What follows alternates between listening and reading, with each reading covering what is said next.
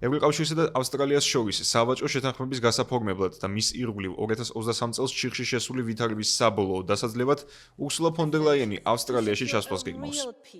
ევროკომისიის პრეზიდენტი კანბერას სავარაუდოდ თებერვლის ბოლოსთვის ეწვევა მიუნხენის უსაფრთხოების კონფერენციის დასრულების შემდეგ, რითაც შეეცდება ევროგაერთიანებისთვის მნიშვნელოვანი სავაჭრო გარიგების მიღწევას.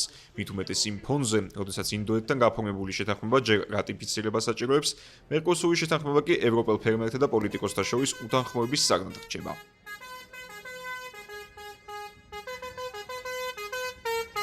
თუმცა ურსულა ფონ დერ ლაიენის ვიზიტი დამოკიდებულია იმაზე, თუ რამდენად წარმატებული იქნება ვაჭრობის საკითხებში ევროკომისრის მაროშ შეფჩოვიჩის შეხვედრა მის ავსტრალიელ კოლეგასთან, რომელიც მომდევნო კვირაში ბრიუსელში უნდა შედგეს. ავსტრალიასა და ევროკავშირის შორის სავაჭრო ურთიერთობები წლებია მჭიდრო თანამშრომლობას ეფუძნება ისეთ სფეროებში, როგორებიცაა სოფლის მეურნეობა, მრეწველობა, მომსახურება და კრიტიკული მინერალები. მხარეები აქტიურად მუშაობენ სრულფასოვან სავაჭრო შეთანხმებაზე, რომელიც მიზნად ისახავს ინდო-წყნარი ოკეანის რეგიონში ეკონომიკური კავშირების გაძლიერებასა და ორმხრივი სარგებლის მიღებას.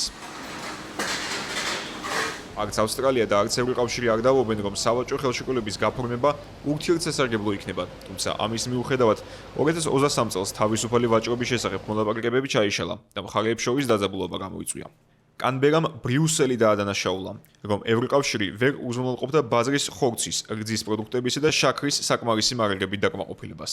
სწორედ სოფლის მეურნეობა რჩება ძირითად წინააღმდეგ, რის გამოც შეთანხმება მესამე წელია ჩიხშია შესული, თუმცა ბრიუსელში ავსტრალიას როგორც თანამოაზრესა და სტრატეგიულ მოკავშირედ მიიჩნევენ და ამიტომ ვარაუდობენ, რომ ერთი შეხედვით დაუძლეველი პრობლემა უმოკლეს ვადებში გადაიჭრება. ამერიკის შეერთებულ შტატებსა და ევროკავშირის შორის ბოლო დროს არსებული დაძაბული ურთიერთობისა და ვაშინგტონის მხრიდან პერიოდული სატარიფო მოხარების ფონზე, რასაც ჩინეთის ეკონომიკური გავლენების გაძლიერება ემატება, ევრობლოკი ცდილობს ახალი ბაზრები ეძებოს და სავაჭრო შეთანხმებები გააფორმოს როგორც აზიურ, ისე ინდო-წყნარი ოკეანის სახელმწიფოებთან.